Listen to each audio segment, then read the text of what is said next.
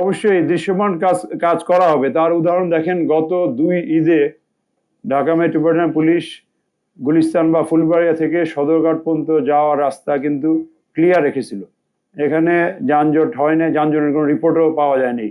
এখানে আমাদের deputy police commissioner, Lalbagh traffic zone সহ আমাদের জয়েন্ট কমিশনারও আছে, তারাও রাস্তায় থেকে অতিরিক্ত জনবল মোতায়েন করে যানজট ক্লিয়ার রাখে। এখানে একটা সুবিধা হলো যে বন্ধের সময় অফিস বা জগন্নাথ ভার্সিটি খোলা থাকবে না, ওইদিকে অন্যান্য লোকের যাতায়াত কম থাকবে।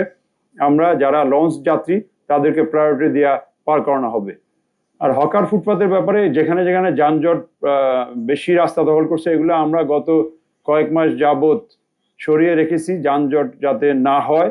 যতটা সম্ভব আমরা যানজট মুক্ত করার চেষ্টা অব্যাহত আছে। আমাদের নিয়মিতভাবে অতিরিক্ত ফোর্স মোতায়েন করে, ক্ষেত্র বিশেষে আমাদের জুডিশিয়াল ম্যাজিস্ট্রেট মোতায়েন করে এই হকারকে আমরা নিয়ন্ত্রণে রাখতেছি।